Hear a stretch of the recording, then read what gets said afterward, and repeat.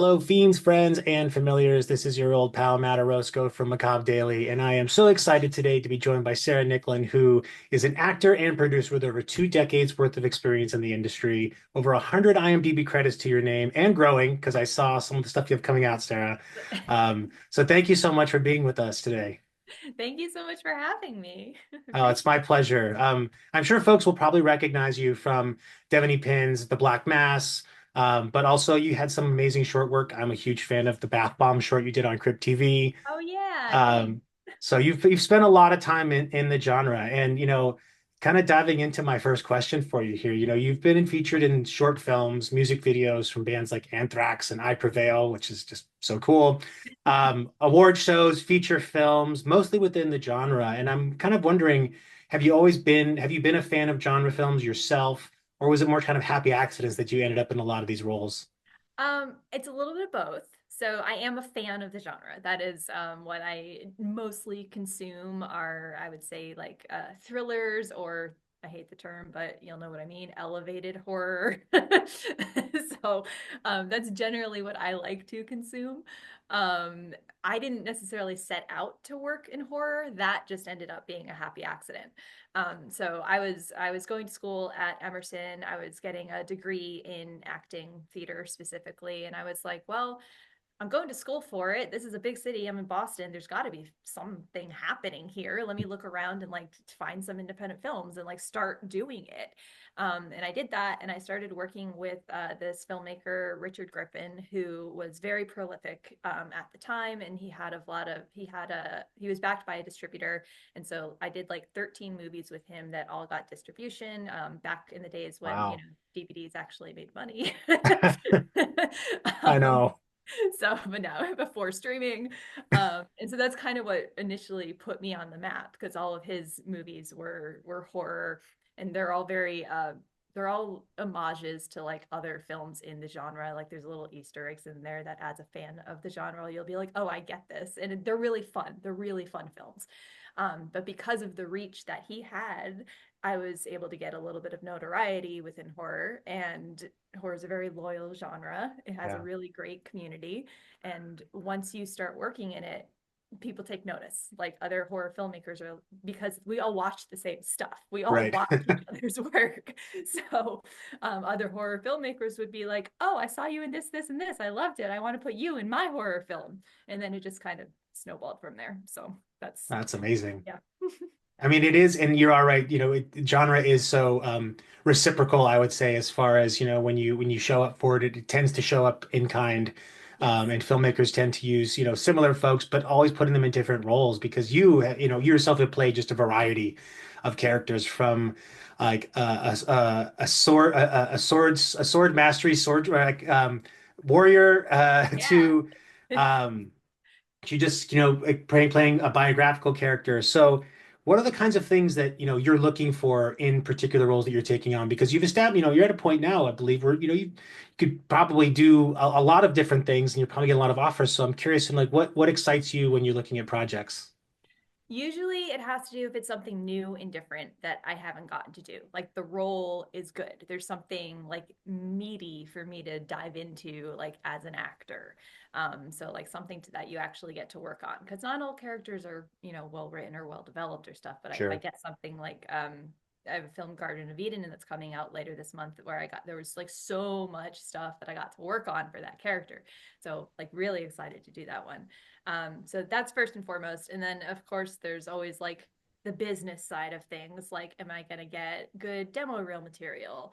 Am I going to get to work with someone that I've wanted to work with? Or maybe there's a good actor attached to it that I'll get to meet for like networking opportunities, or it's like paying really well or something like that. I try to be like, that's kind of because it's so hard to like determine what's gonna be a good film just from Sure.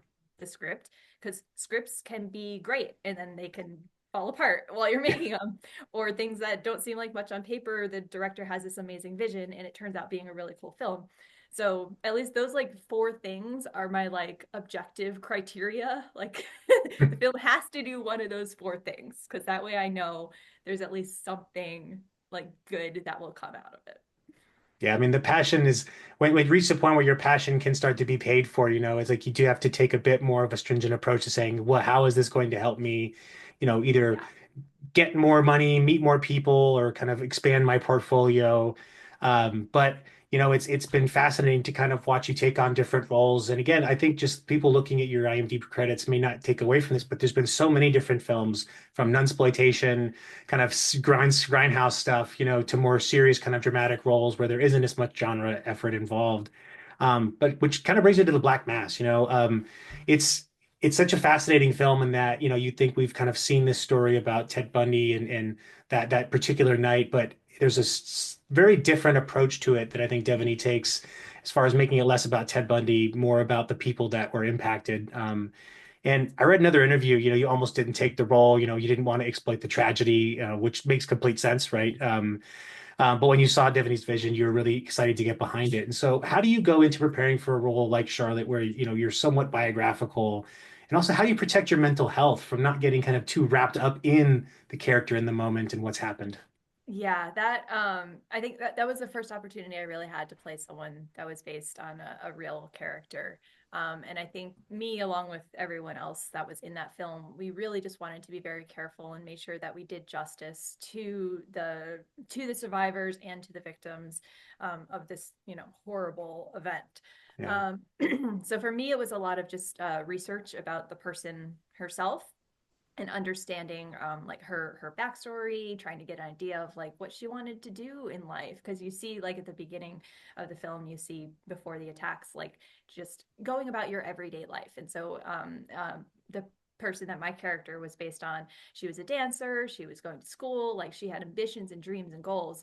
And then this horrific event happened, and she because she was beaten so badly, she is deaf in one ear, and she lost some of her like balance and equilibrium, so she couldn't dance anymore. Jeez.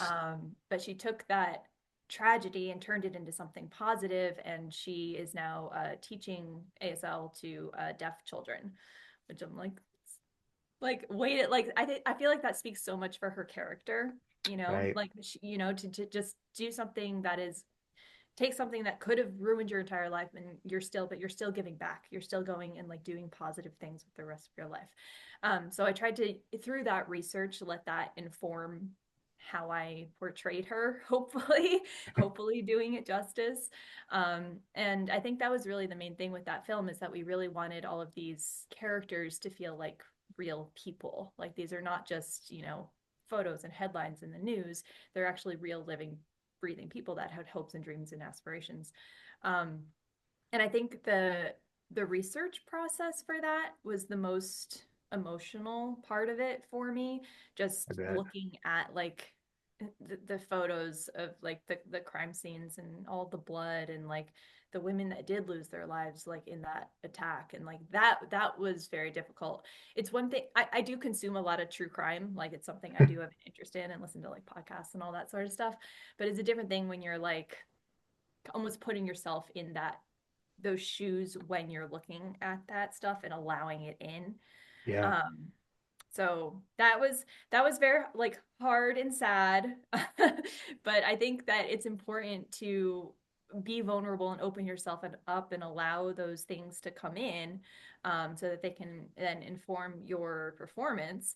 But then you still need to have that like emotional discipline of being like, okay, well, I'm allowing myself to feel this while I do this, but when we go film and we do those first, few scenes, this can't come through because I don't know what's happening yet. So it's like it's just like, I'm going to open this box for this part and I'm going to close it for for this part.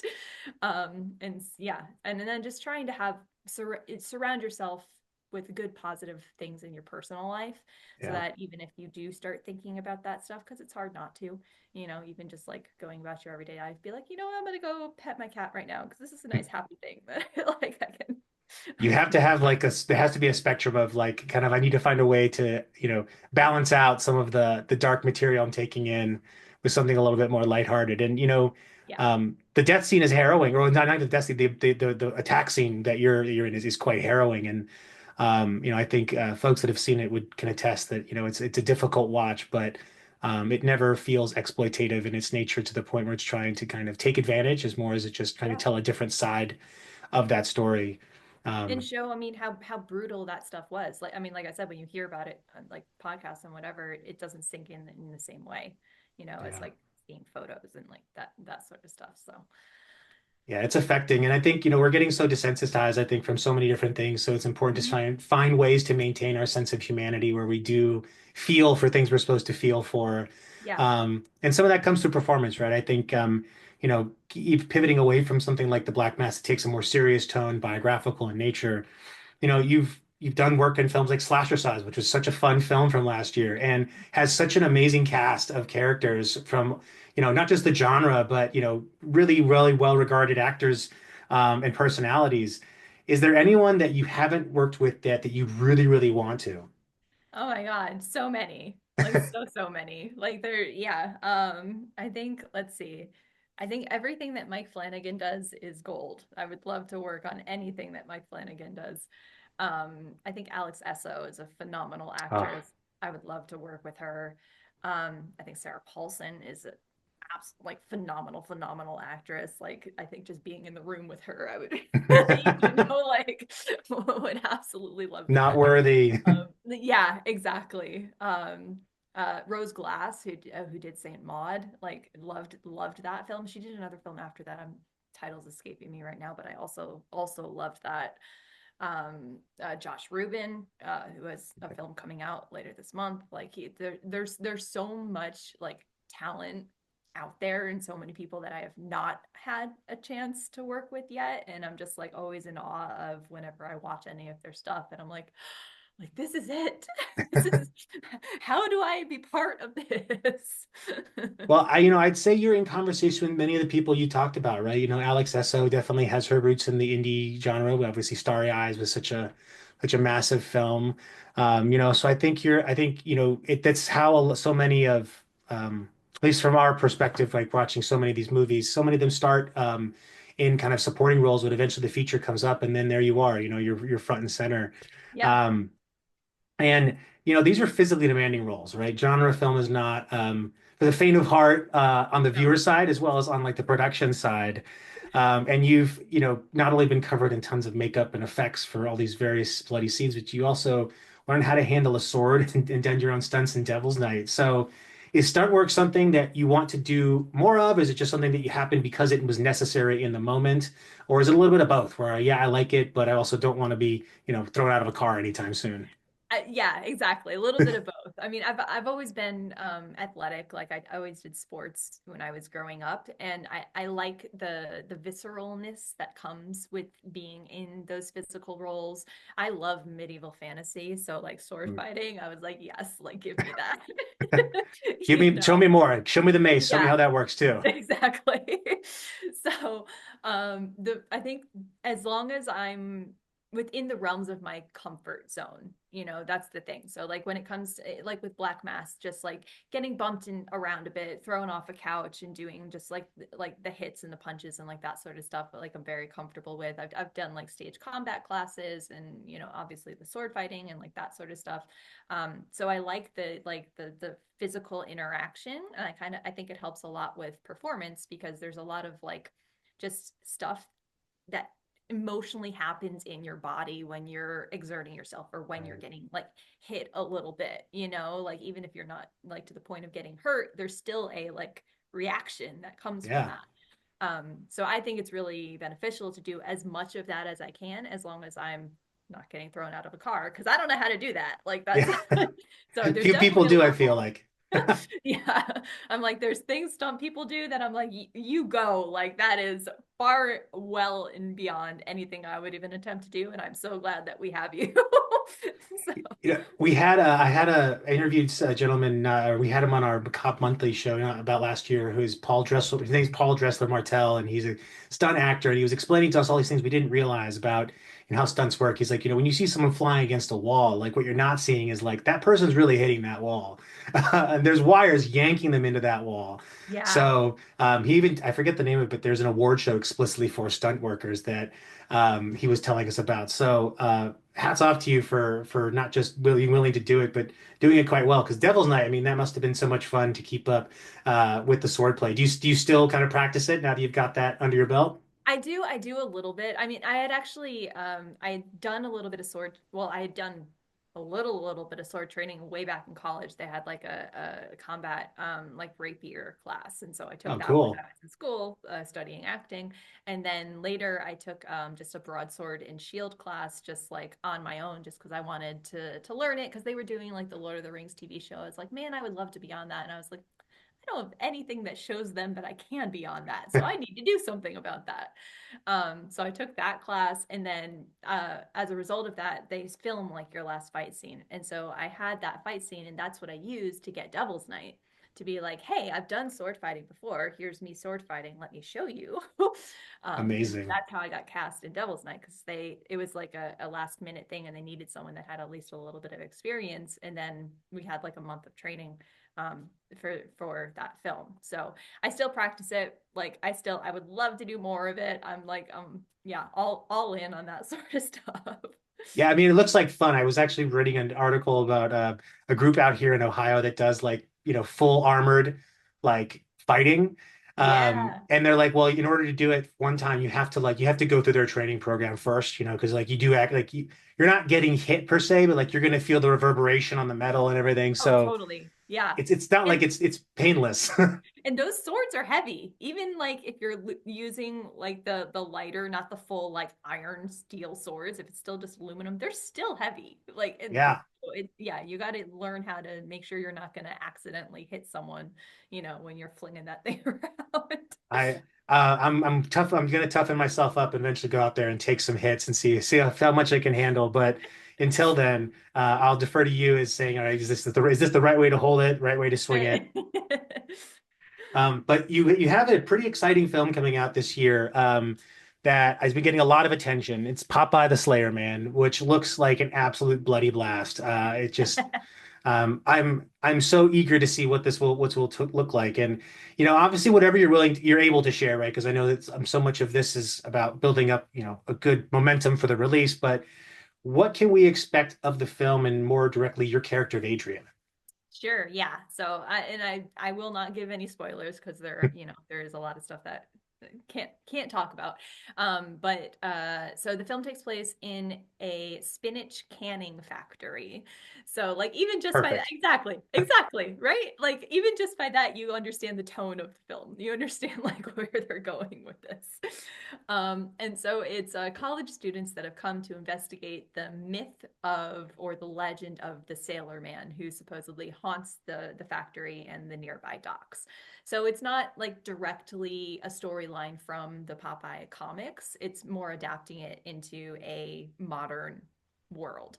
Sure. Um, but Popeye still has a lot of the key characteristics that you would expect from him in terms of his look with, the arms and the pipe and the outfit and everything. There's cans of spinach rolling around everywhere. There's a few key like phrases, I am what I am, like that's totally in there. Um, a lot of the kills they're all done with practical effects, very Oh, gory, awesome. very bloody. Because he is so strong, massive forearms. A lot of it is just like him like ripping into people. Oh, my favorite way people dying on film is getting ripped apart. So Exactly. So like it's a lot of just like really really fun horror, really fun kills. Like it's a film that doesn't take itself too seriously. Like this is a movie that you're going to want to watch and like laugh and yell with at the same time. yes, So that I mean kind it's of one of the best ways to see horror. It's just it's such a communal experience, and so if there's something we can laugh and get excited about, I mean there's a lot of public domain horror movies coming yes. out, right? And uh, I know that there's a bunch of different opinions, right? It's kind of like its own subgenre in of itself at this point because we've gotten so many so recently. Yeah. Um, but it's met with as much excitement as trepidation, I think sometimes. And I'm Yeah. curious where you kind of stand on the matter. Obviously, you're in the Popeye, you're in the Popeye movie, but beyond that, are there like, do you think that there's any characters that are really ripe for this kind of revisitation? Oh, that's a good one. I mean, I feel like everything's pretty much fair. I mean, they did Winnie the Pooh. Like that's you can't get any more wholesome than like Winnie the Pooh. It's true. He is So pretty much the soft, squishy one of all the that's characters. out of all of them. So like I think it's all in the tone that these movies are made in, like I think that there has to be like an awareness of the fun and the ridiculousness that is being put on screen. And I think as long as you're doing that and like you're going to make it work. It's there for entertainment. It's Right. not there to be like a master class of like making a slasher film. It's something for you to watch and be like, "Ah," and like, like Yeah, that's get excited about. yeah, like that's the point of these films. It's there to make you laugh and smile. Like that's pretty much it. And the genre is so diverse. I think that there's enough space for all of them, right? It's like it's Hmm. not as if I don't think there's probably a handful of people that are beholden to these characters in a way that's maybe not healthy, but at the same time, these are all like the interpretations I think invite new audiences to appreciate Yeah. them in a different way, And if you feel that way, you don't have to watch the movie. Like right? you don't watch it. If you know it's gonna upset you because you love that character so much, don't watch it. That's fine. Totally okay. Nothing wrong with With that. it, one less thing to watch is a dream to some people. So I agree with that. If it's not your bag, don't force yourself into these things. But if you're marginally curious, I would encourage people to engage on the curious Yeah. side Yeah. because I think they're going to have a lot more fun than they won't. Absolutely. If Um, you're like, I want to see what they did. How did they make this into a slasher? Then yeah, go for it. Go in expecting, ridiculous fun. That's all you and gotta you do. won't be disappointed. That's You won't be that's my disappointed. favorite part. Now you mentioned Garden of Eden at the start here, and um, I know Marcel Waltz I've enjoyed some of his films in the past, particularly La Petite Mort. I thought that was such a wild trip. And you're playing the role of Patricia in Garden of Eden. What can you tell us about that particular role? Because I know you spent a lot of time preparing for it and kind of got a Yeah. chance to do a bunch of different things. So, were you going to expect the same level of violent audacity that he's known for? Yeah, I think this is their most like violent, like fucked up film that they've done. So this one also has a lot of like practical effects and a lot of gore. It's kind of a religious, but like religious hypocrisy perverse. It's a family that believes they are doing the Lord's work when in reality what they're doing is, horrible Very things. much the opposite. Yeah, exactly. So, I play the mother of a girl who was killed, and I set out to seek revenge for the death of my daughter through this family's help. And so the tone of this film is like this is not a like comedy thing at all. There's no like there's not supposed to be like laughs. This is supposed to be like very dark, very serious.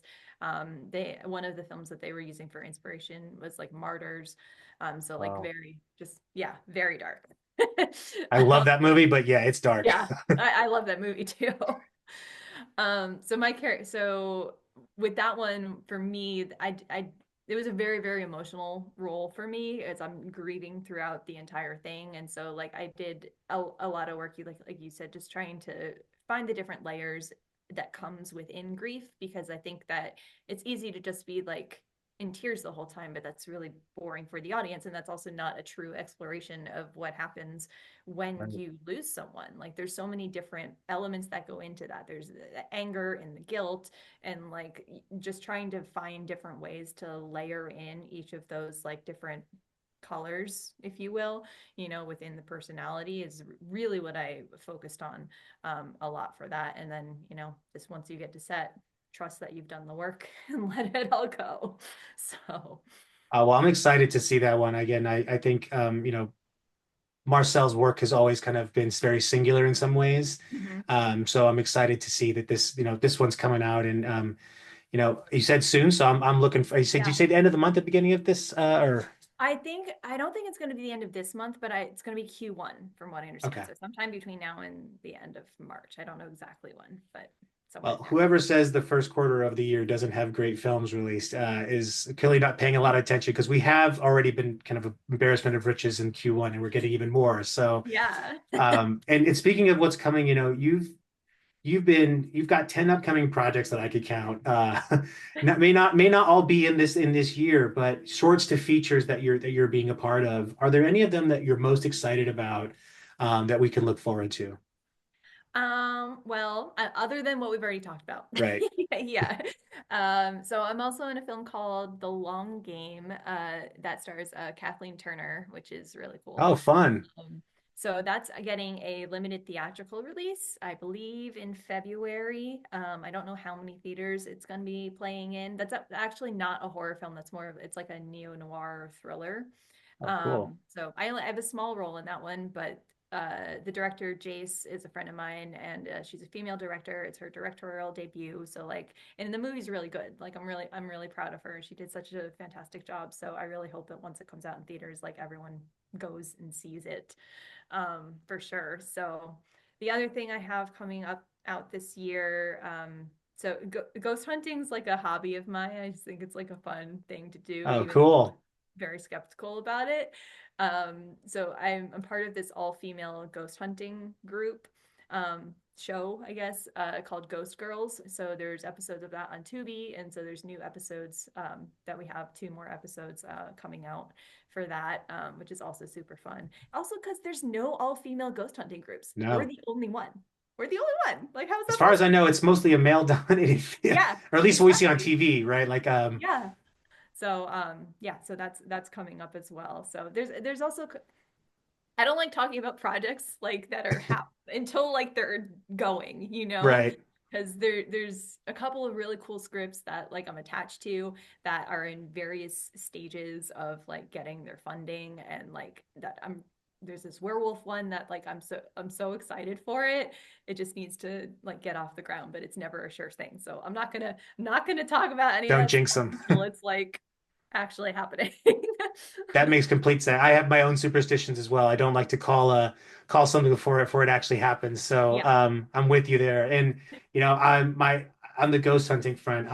I could not do that. I because I'm not like a non-believer, but I would probably believe pretty fast. So I'd be like, all right, I've yep, there's definitely ghosts here within walking in and walking out. But I'll have to check that out because I do like watching, like I do enjoy people going and checking those things out. I just, Yeah. I like the more perspective of being at home and doing that as opposed to being in Actually there. doing it. I Yeah. think I think because I'm definitely the skeptic of the show, of the four of us. I'm the far like, okay, here's the logical explanation for everything on there. But I think I enjoy it because like I do so much in horror, and that like I kind of lose some of that, like I'm scared, that a lot of Yeah. people get, especially because I've seen the behind the scenes and how everything works. And so, like, I'll be watching a horrible movie, I'll be like, oh, yeah, that's really good effects, or oh, that's great production. Like. But if I'm in this like real world situation where maybe something actually is happening, like, that's exciting for me to get that, like, heart beating, like, oh, maybe there is something going on over there. Like, so I think I get, that kind of jolt from doing that I don't get so much in horror anymore. No, I mean, I think that's why some people's tastes in genre films change. Like mine in particular, I'd say I tend to err more towards, the quote unquote extreme horror now because I think you kind of reach a point where like I've seen a lot of this. Something needs to thrill me a little bit, or something needs to get under my skin in a way that things haven't before. And I Yeah. was having a conversation a few weeks back with Sean Clark, and he said he got a chance to go to the Session 9 sanitarium. And I'm like, I mean, that's peak terrifying thing I would never want to go into. But Yeah. is there any places that you would love to go do a haunt, like kind of haunt check at that Oh, I would love to go so I grew up in Connecticut, so I would love to go to Dudleyville because it's a little like not everybody knows about it, but it's supposedly like the lore, at least when I was in high school, is that it's a gate to hell. Like there was a colonial town there that all of a sudden mysteriously disappeared, and then anyone else that has lived there, they move away and they die from mysterious circumstances after they leave. ooh, Like there's been like, I guess lore again from high school, don't know if it's true. Like there modern day, there's been like a lot of satanic sacrifices there, like Ku Klux Klan gatherings there. It's patrolled by the police and the Forest Service, so that no one can actually go there. So there's all this like wow. mythos around this place, just from like me, what, in my little hometown, that like I would love to do, like go and do one there. Oh, that sounds delightfully terrifying, but so much Yeah. fun at the same Yeah. time. And I have to ask my wife about it because she's from Connecticut as well. So I'll be like, hey, do you know Oh Dudley? And if she pulls out a crucifix or something, like, all right, we're on the right, I'm on the right place. yeah. Um, but last question for you, Sarah, and you've been so gracious with your time, so I really appreciate this. Is, Oh, this is great. um, you've you've been in the entertainment industry for, 2 decades. You keep working consistently, and I think that's something that a lot of folks, don't, can't say they do.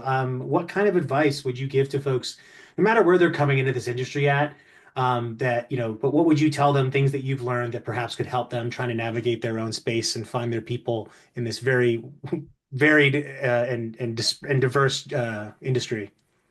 I think the biggest thing is that work begets work. That's kind of some of the advice that I got early on from an actor, William Dukoff, who he's the one that referred me to Richard Griffin, like way back at the very, very beginning.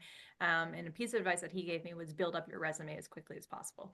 And that's honestly stuck with me because the more you do, the more you get that snowball rolling or that tornado spinning, the more you're going to do, the more people are going to take notice of you. And especially when you're just starting out, I mean, no one wants to do something that they know is like obviously shitty. So like obviously turn that stuff down.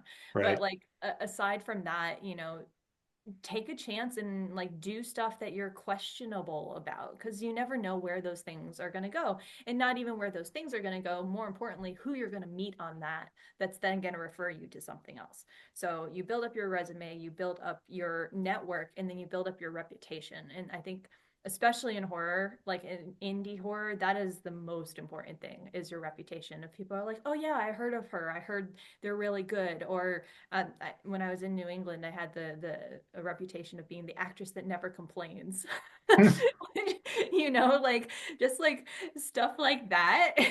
Not a bad reputation to have for casting folks. No, exactly. Not bad at all. So like, and just, be nice to everyone, be excited to work on it. If you're gonna show up, you're expected to contribute. You're not just like punching a time clock. You're there to make the project better. Um, and so yeah, just keep doing it. The more you do it, and you will get to a point that you kind of have to figure out for yourself of where you can start turning stuff down, where you're like, okay, now I've done enough. I've gotten enough of a reputation that like now I need to be a little more picky and like specific. Um, but even within that, there's still going to be things that like there's things that in auditions for things that I turned down, and I like severely regretted it just because I read the sides and I was like, eh.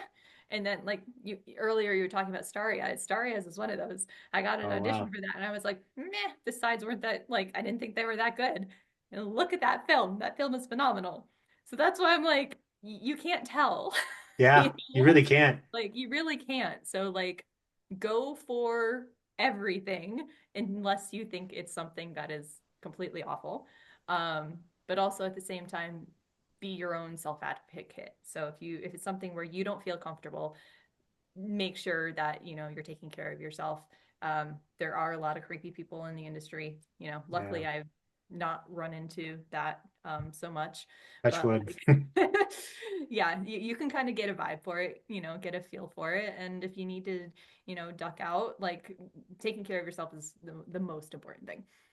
Yeah. It's very, very sound advice for folks. And I think, again, building up your network and building up I like how you put the reputation kind of at the end. It's like, the work will help you meet the people, and the Yep. people can help you establish that reputation because so many of, as you said, it is, especially in indie horror, very tight knit. You'll be talking to one person, was talking with, um, Clark Wolf, and all of a sudden Clark Wolf knows Faina Sanchez. It's like all of a sudden you get this Yep. conversation going on, all these people, and so I think the more you can become that familiar person in that space, it's easier just to say, "Hey, I could do that," or Yep. "Hey, I'd like to try out for that." And like Um, and supporting all those people. So like both Clark and Fina are both friends of mine. Like they're both, phenomenal. And I think Fina had a short film that she put out, One Good Scream, which was, fantastic. Like absolutely fantastic. And so like supporting other people's work, especially people that you think are talented and you want to work with, that doesn't go unnoticed. right? Definitely. So like social media is such a really good tool for being able to do that. Like you Yeah. have so much access to so much content. So like create these genuine relationships, because people want to work with people that they know. Yeah. you know? And it's been my experience, at least, has been the indie horror community in particular is so generous and appreciative of support. So at the very least, it's the simplest thing to do. It costs us no money, and Yeah, it allows us to demonstrate, hey, we don't know how far that voice will carry, but it's doing more than just keeping it to ourselves. That's for sure. exactly. Definitely. Very much so. Well, Sarah, this has been an absolute pleasure talking with you. I just want to remind everyone, please go and check out Sarah's work. You can go to her IMDb page and check out all the films she has been in already, and also come and checking her out in the upcoming films Garden of Eden, Popeye the Slayer Man, and The Long Game. So we'll be looking out for those, Sarah. And again, thank you so much for the time. Appreciate the conversation. Thank you so much. Thanks for having me. This was super fun. Awesome.